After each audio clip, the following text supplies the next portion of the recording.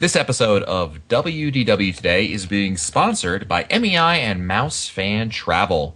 And free dining is back. If you book by August 14th, 2010, you can get free dining on your Walt Disney World package, valid select nights August 15th through October 2nd, 2010. And lots of great options there. So if you're looking for free dining, why not have the travel agents at MEI and Mouse Fan Travel help you book your next vacation? Give them a try at www.mousefantravel.com. This is Walt Disney World Today. Give us 5 minutes and we'll give you the world. It's Wednesday, June 16th, 2010, and this is episode 734 of WDW Today. I'm Matt Hochberg of StudioCentral.com. Joining me on today's show is Mike Scopa, a senior feature writer and blogger for alleears.net. Welcome, Mike. Well, you're not much of an informant, Johnny, but you're one heck of a stylist. Sounds dangerous. Sounds dangerous. Sounds dangerous. Glenn and I are now experts in Sounds Dangerous. As well as early 90s TV trivia. I know, really, apparently. We know enough about... what was it? The Practice? Was that an ABC show? No, the one with Michael J. Fox. Spin City. Yeah. Who was the mayor in Spin City? Also joining us on today's show is Mike Newell of Mouse World Radio. Welcome to the show, Mikey. Would it have hurt so much to add a few new trivia questions to the queue? I know. Right. Like Lost. I mean, how long would that take? Well, it's a total stump because nobody remembers any of those shows that they And they were obscure characters too. That's the funniest part. It wasn't like Mimi, one of them from Drew Carey Show. I mean, who remembers that? Yeah. Mimi. She's probably a listener, so great. Mimi remembers. It's probably somebody's going to write. Yeah, you know who it is? It's going to be Tacy. The whole face paint thing. It's just a connection right there. That's it. Also joining us on today's show is Len Testa, co-author of The Unofficial Guide to Walt Disney World. Welcome to the show, Len. How's it going, Matt? Outstanding. Fabulous. Looking forward to seeing you this weekend. Yes, we've got a kind of a mini unofficial guide trip coming down this weekend. To Walt It should be a lot of fun. It's the whole Unofficial Guide team. Bob, myself, Henry, Fred, our families, a bunch of other people. Yes, I can't wait for Chantel to cook dinner again. She might have to kill you. She probably will. Yes. Also joining us on today's show is the fabulous Annette Owens, a manager of customer relations and group services for the aforementioned MEI and Mouse Fan Travel. Welcome, Annette. Hey, guys. How are you, Annette? Oh, just fine. So sad I can't go this weekend, though, and have all the fun with you guys. It's too bad you don't live in a state that's really close to Florida. I know. Oh, well. Well, it's Wednesday, and we're answering your listener questions the right way, the traditional way. I know that you all got a little present there from Mr. Newell. Nice job, Mike, by the way, on the questions. You did a very good job until someone said something about pronouncing everything correctly, and the next one was a doozy. Oh, Scopa, you're right. He does listen. Awesome. I hear all, tell all, see all. It's a good thing we edited out what we said about you. I think he's got informants, Mike. And what do you mean the right informants? What do you mean the right way? I'm just saying. Start out with the question from Glenn in Aubrey, Texas. He writes, "Hey guys, and Annette, if present, looking over the pictures of the Disney Main Street Electrical Parade on your Twitter feed, I was wondering what the difference is between the Electrical Parade and Spectrum Magic. I've seen Spectrum Magic, but I don't think I've seen the Main Street Electrical Parade. What's the difference? Also, which do you all prefer?" Well, first off, you take the music. I think that the Electrical Light Parade music is synthetic, and I think that the Spectrum Magic music is not synthetic. Yeah, they're two completely different parades. I mean, the only common thing about them is that they're both at night, and they both involve lights. I think that the lights for Spectral Magic are a little bit more robust than the lights for Electrical Light Parade. Mm-hmm. I think that's the second thing. I don't think Electrical Light Parade, I believe they did not have the original one, did not have as many speaking characters in the audio as Spectral. That's right. I mean, not even close. The lights did not change for the Electrical Light Parade as they do the changing of the colors for Spectral. that is a really cool effect. Right. But other than that, they're the same. I don't know. There's also not the evil little section, which can scare some kids in the electrical parade. Chernobog, yeah.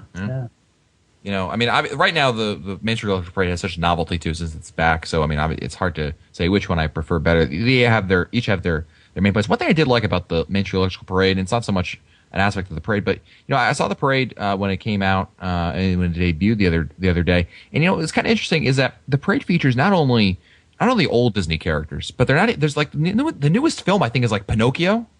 You know what I mean? No, like, Pete's Dragon. Pete's Dragon. Sorry. Yeah, good point. But I mean, the point is that there's not that I have any problem with the Pixar. I'm not one of those people that hate Pixar films or anything like that. But there's just nothing, even like the '90s films like Mermaid or Lion King. I mean, these are just really classic Disney films, and it's kind of refreshing in a way. You know what I mean? Not that I have anything wrong with it. Don't take me as one of those people that says, "Well, everything Pixar is evil and we should, it's too much." Not that at all. But it was nice. Think about it. Are they going to build new floats for a parade that's only going to last the summer? Have they said it's going to last the summer? I don't know. As far as I understand from a spokesperson in the Magic Kingdom, this parade is only here for the summer. Yeah.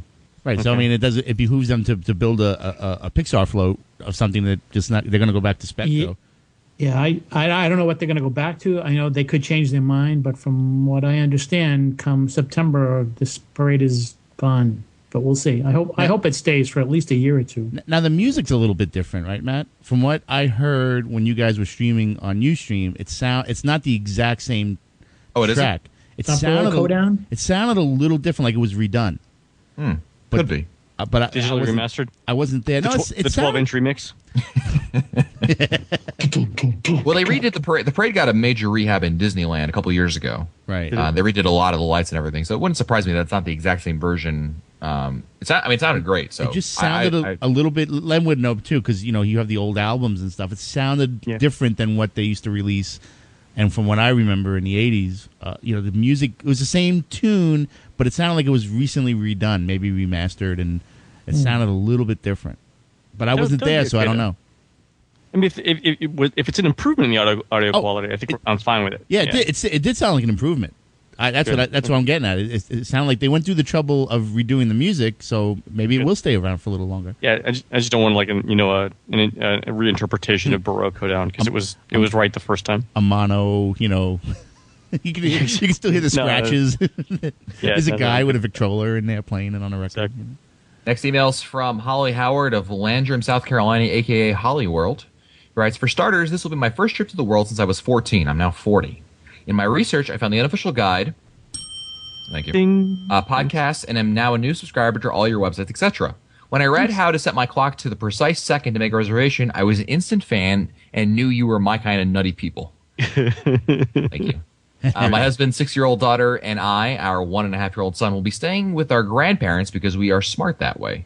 We will be in the world for 1 week beginning July 17th, 2010, unless we melt midweek. We plan to have 1 day at Animal Kingdom, 2 days at Magic Kingdom and Epcot. One of those days at Epcot will just be for the husband and I, as our daughter will be at the resort day camp. Again, we are smart that way. We're also planning a hotel day midweek. Each day we'll be arriving at opening, follow the touring plan, and we'll allow for a long afternoon break, 1 to 5 p.m., except no break in Animal Kingdom. We'll have a 6-day base ticket. I don't think we'll be able to park hop with a 6-year-old. Here's our question, though. We've omitted Hollywood Studios because in my research, it seemed like there were a lot of attractions for a 6-year-old. There were not a lot of attractions for a 6-year-old under 44 inches. Am I right? If you think we would go to Hollywood Studios, or we suggest foregoing the hotel day since we're planning long breaks each day, or keep our hotel day and just go to Hollywood Studios for the evening and hit the things that Ella would enjoy. How old is Ella? She is, where is it? 6-year-old daughter. 6 years old, and she's assumably under 44 inches. I mean, there's 2 attractions come to mind. There's Tower of Terror and Rock and Roller Coasters. She can't. I thought the coast tower is 40 inches. Tower. Hold on 1 second. I'll check. Checking it right now. Rock and Roller Coaster, I know for sure, has got to be 44 or 48. It's 40 inches. It's 40. Yeah, you could do 40. Yeah, so 40 she'd be fine if she was. She could go on Star Tours too. Yeah. So you're only really missing out on Rock and Roller Coaster there. And of course, I'm going to say you should definitely go check it out. I mean, I think given that those big afternoon breaks, which is a great idea, I think they should be okay with squeezing in another park day. I mean, Len, what do you think? So, really, what's appropriate for a 6-year-old? It's Toy Story Mania. Yep. Sounds fun if it's open. sounds interesting. Yeah, well, that's for everyone. Or not. Maybe the post animation stuff. But I don't know if a 6-year-old's going to sit through the whole. I think the 6-year-old will enjoy the stage shows as well. Mermaid, Little Mermaid, Beauty and the Beast, Beauty and the Beast. Probably High School Musical will be right up her alley. Muppets. Yeah, it's gonna be hot. It's like half a day. Oh, Yeah, those- Muppets. Normally I'd say go from like 9 to 12 and then just kick back at the hotel the rest of the day, because you could get in. You could do a lot of the studios in 3 hours. Good touring point always helps. Yeah, so maybe that, and then just kick back at the hotel, take a nap, and get into the hotel to the rest of the day. The only reason I say do that first and then take your hotel day in the afternoon is because of Toy Story Mania. Because if you go in the afternoon to the studios, you'll never get on to Toy Story Mania. Yeah, absolutely. Right. Holly writes, a side note, one of these days, can you explain Reunion and that 10 Fest event that you mentioned? I'm a newbie and I have yet to figure out what it is and who it's for. I will say that I have not even been to the parks yet, and because of all of you, I'm an aspiring Disney freak. Awesome. Cool. I don't know, who wants to explain kind of what... Well, Reunion is the upcoming event in December, so that's something to mention there. Who wants to take a lead on explaining what Reunion is and who it's for? I mean, maybe Scopa? I think it might be good for you. Reunion is a time of the year where the reason why we call it Reunion is that over the last 20 some odd years, there has been a large group of Disney internet fans who have congregated in Disney World. It started with Rad P, and then it moved over to Mouse Fest, and then we have Reunion, in which we call it Reunion because it's a traditional time for all of us who have gotten to know each other through this social media frenzy, and we meet and we have get-togethers. We've had podcasts. We have live podcasts. We've had special meets. We've had special events. And it's a time to see everybody, and it's a great time to go down there because usually the deals are very good and the weather is usually sometimes it's okay, but we get to see the Christmas stuff, and it's a nice way to end the year. So it's a great time, and the more people, the merrier. Absolutely, it's open to everybody. So you should definitely, Holly, you should definitely feel free to be invited to come down to this. It's open to everyone, really. I mean, we're not. You don't have to be a diehard listener or something like that. It's everyone. I really recommend, Holly, you check out that episode we just did a couple days ago with Kim Knight about going solo, especially for these kind of events. You might not be going solo, but I think you're going to get some useful information out of that show. And you made one mistake. It's not open to everyone. It's not open to Medina. Oh, yeah, I forgot. Yeah, Sorry. exactly. Residents of Miami excluded. Steve Medina is not allowed. Next email's from Mindy from Phillipsburg, New Jersey, who writes, Hey, you know who that is? I know her sister very well. She owns Marvin. She owns Marvin. Oh, Wow. She stole Marvin. Do you guys have any info on aerials at the Yacht and Beach Club? I'm currently planning a Disney wedding for June 2011. Woot. And am trying to do some research, but have found very little info online. Maybe I'm looking in the wrong places. The biggest piece of info that I'm looking for is where at the beach club is it actually located? Any insights on this would be great. Annette? Well, the easiest way to say where it's at is if you're walking from the beach club lobby and you go around Cape Mays and you're going to the pool, instead of turning left to go out to the pool, if you were to go straight, you would run right into Ariel's. It's right there at the end, right as you're, headed to Beaches and Cream or the pool. It's located right there. There's a bar next to it. I've been there when they've had we've done a couple of events in there, but I've been there when they've done a couple of wedding receptions in there or dinners. It's private. They make sure you have, they can close the curtains. They can open the curtains if you want to have it open for people to see what's going on. But it's a great little venue. It doesn't have a huge food and beverage minimum, which is great, which is kind of hard to find at Disney. Would you say that it's I know you don't have numbers off the top of your head in that, but I mean, is it a big venue, small venue? It's on the smaller side. Okay. It's on the smaller side. 150 people. Oh, that's small? Well, they have other venues that hold 500. So, Good point. Yeah. And Newell, have you gotten your invite yet? No. I guess I should say, I said 150 people. It depends on how you're setting up the tables and everything like that. Your decorations, dance floor, that kind of stuff. So that can adjust, right? The number of people. But and Matt, as a side note to that, I do hear that she's looking for a small tuxedo store. Oh, really? Someone that can custom make a tiny tuxedo, and it's not for Lou. It's for someone a little bit smaller. Next email is from Angela of Sacramento, California. I just discovered your wonderful podcast. I've been catching up as much as I can. My husband and I are going to Walt Disney World for the first time, December 11th through the 17th. We live in California and have not purchased our flights yet, as Southwest has not released the remainder of their schedule until June 15th, which was yesterday or so. Anyway, I was wondering if I should jump on tickets that day through Southwest or wait a little for a, quote, deal. We don't usually travel during the holiday season, so I'm not sure if any deals really come out. What do you guys think we should do?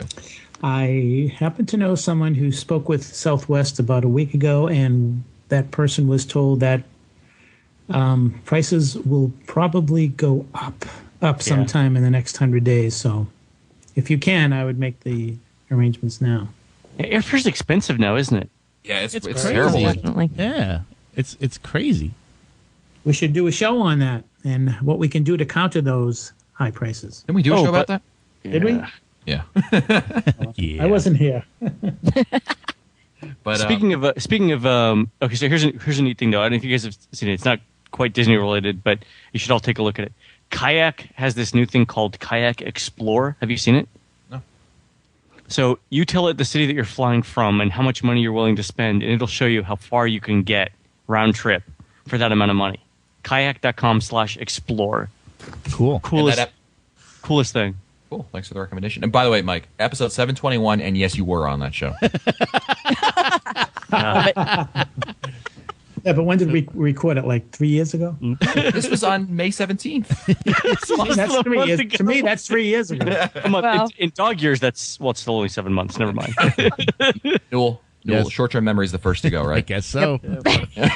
Just saying. All gone. I'm just saying. Just saying. Angela adds, also, we're staying at the Polynesian in a Magic Kingdom club-level view room, and I was wondering if you know any of these rooms, if they come with a king bed. We could not find anything anywhere stating if I have the option or not. And we even checked out all ears to which we told Aren't the them. one bedrooms king beds?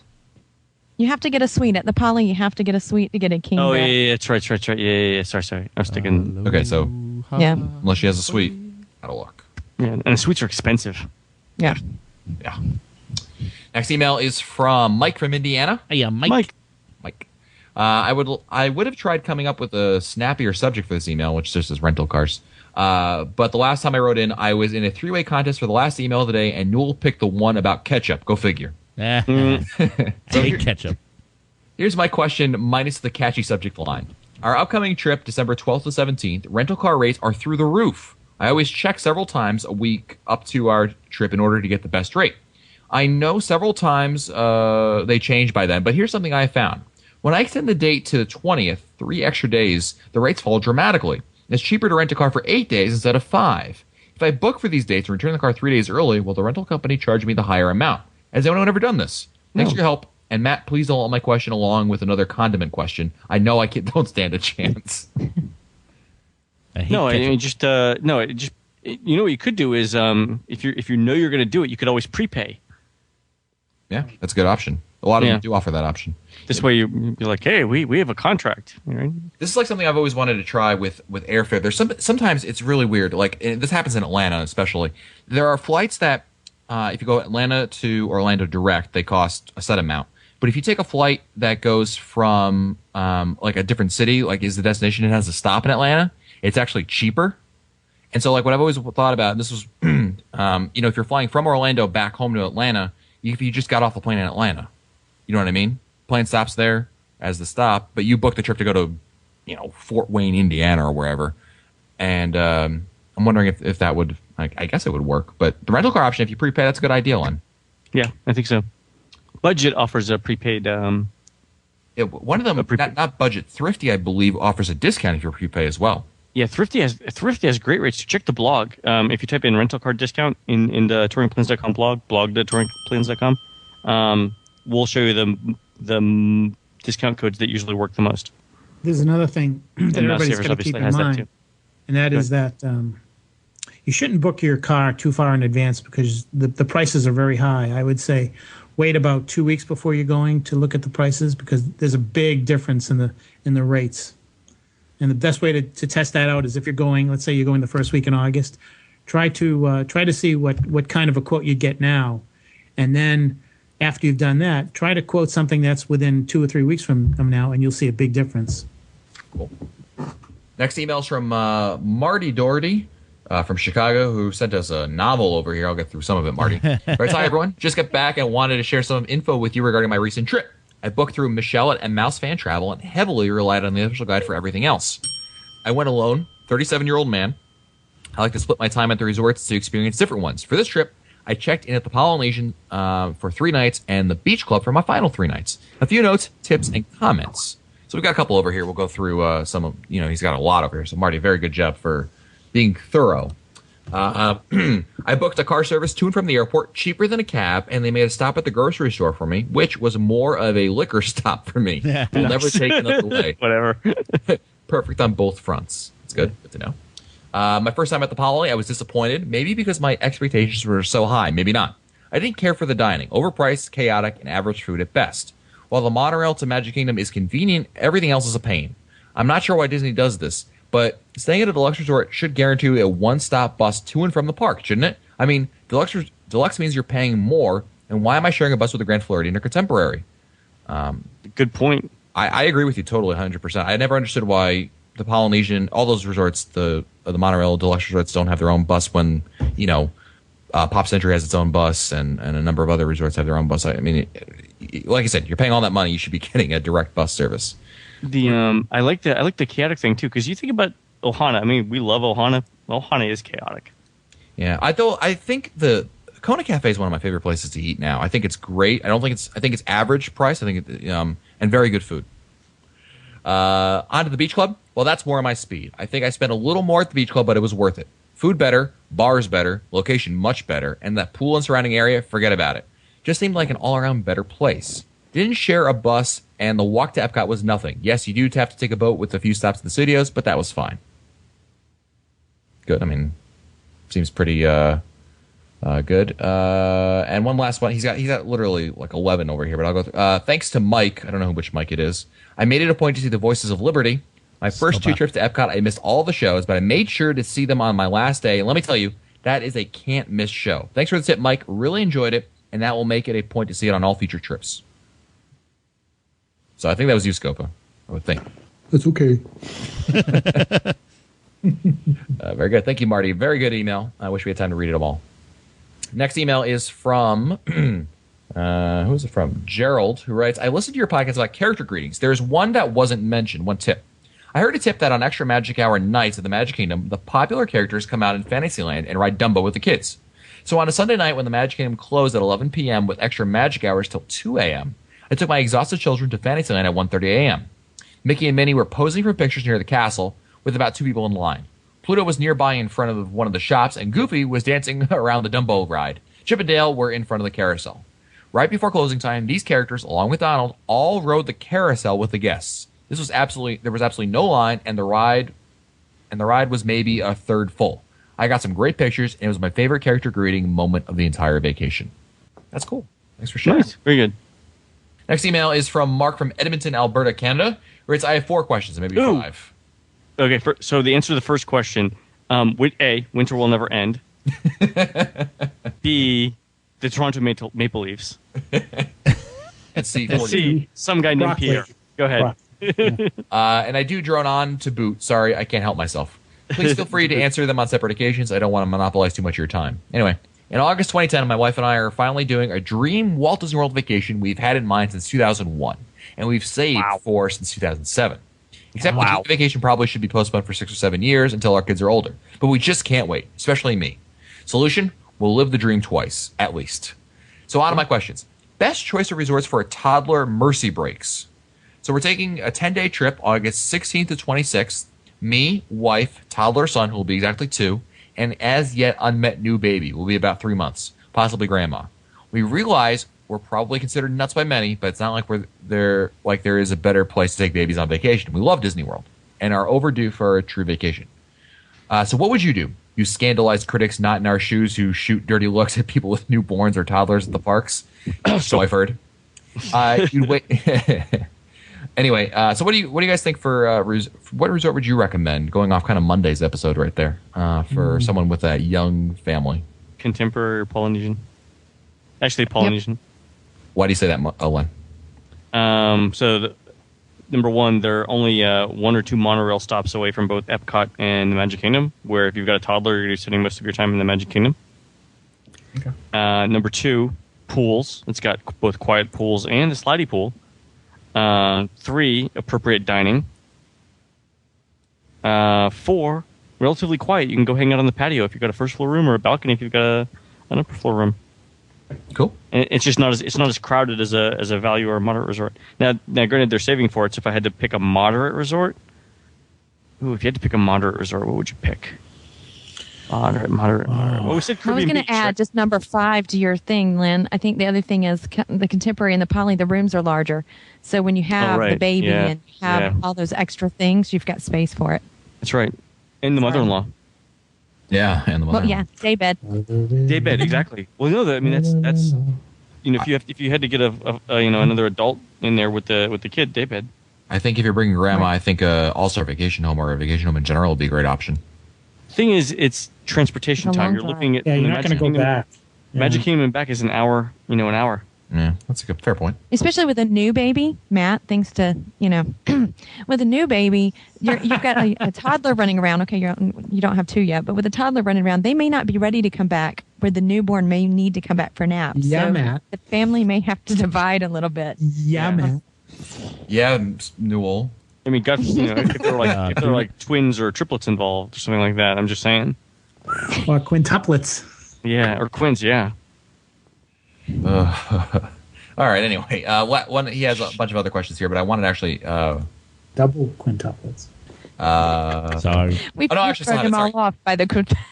One last question over here, which was, and I don't think we've talked about this. Toddler airplane tips. The plane ride from Edmonton is 8 hours at best. Oh, It could be a full 12 with a stopover. We don't travel a lot and never have traveled with kids. So, any advice on making this bearable for a 2-year-old and for the other passengers around us? We'll sacrifice ourselves if we have to.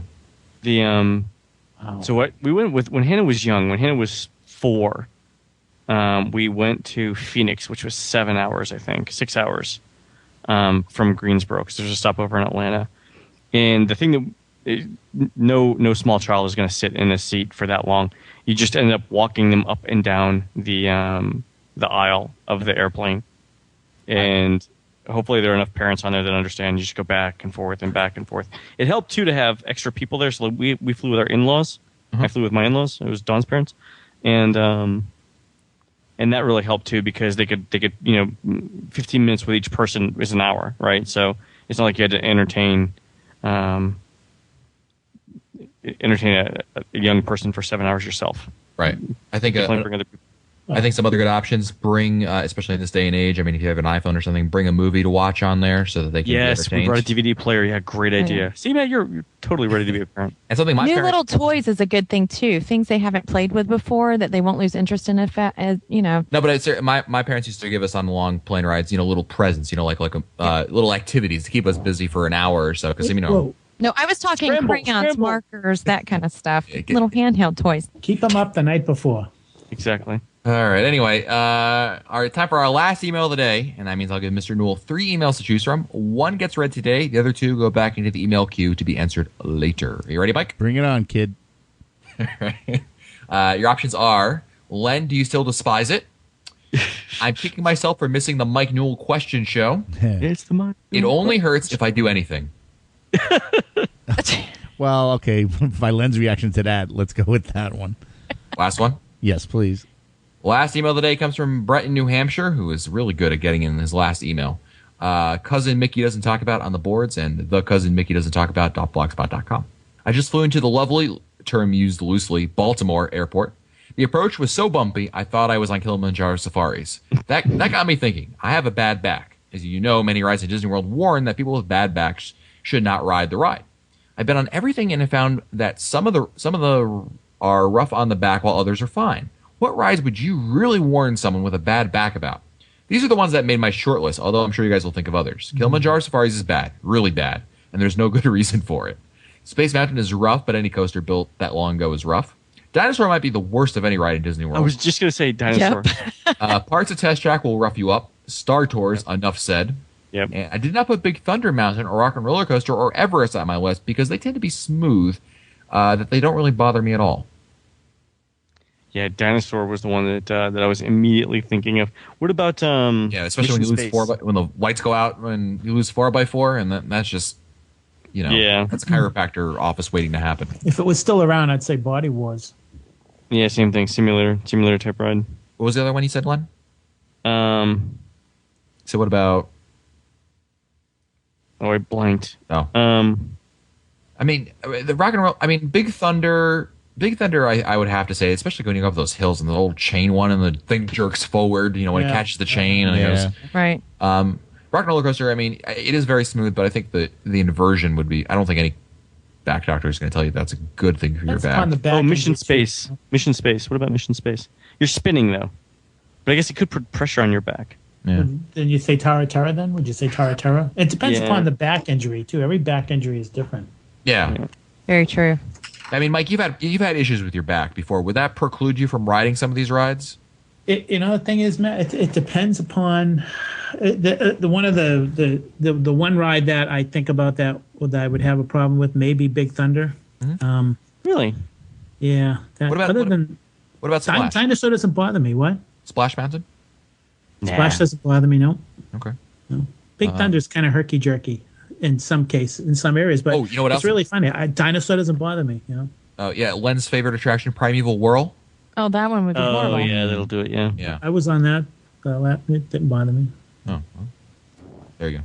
It always Maybe I reminds- just don't like it. Maybe that's. yeah, maybe it's like the ride on riding that scope is like that scene in The Incredibles when Mr. Incredible hurts his back and the machine takes him and stretches him and he actually fixes his back.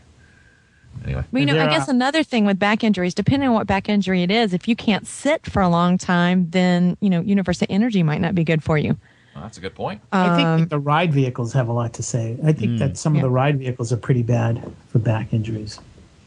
Like Space Mountain. I don't think it's big. I don't think those vehicles are big enough for all of us. I know Henry, Len, I think he has an issue with Space Mountain. He has Yeah, I to think you- fold to yeah. get in there, doesn't he? Yeah. I mean, Yeah. he's tall. That's true. So if you're tall and you have back issues, yeah, it's even more. Yeah. Cool. Well, that's going to do it for us today. Don't forget that this episode of W2W Today has been sponsored by MEI and Mouse Fan Travel. Earlier in the show, we talked about Reunion, which is in December. And, MEI and Mouse Fan Travel has got some great rates for Reunion right now. You can get 4 nights for $158 per person plus free extras. What? Yeah. Free Wow. extras. They don't give that to us. Newell and I, we got to pay for them. No. But for the rest of yous, be sure to Yous? check that out. Rest of yous guys. Yous guys. Where are you from? Sounds dangerous to me. Hey, forget Anyway, about check them out. it. Lots of great opportunities, lots of different resorts, and lots of great packages for a reunion. And of course, any trip you're planning to Walt Disney World. Check them out online at www.mousefantravel.com. If you want to find our older episodes, read our show notes, or send us your comments, you can visit the WDW Today website at wdwtoday.com. For Len Testa, Mike Sopa, Mike Newell, and the fabulous Annette Owens, I'm Matt Hochberg. We'll see you on the next show. Stupid Judy, stupid energy. This has been a production of Mouse World Radio.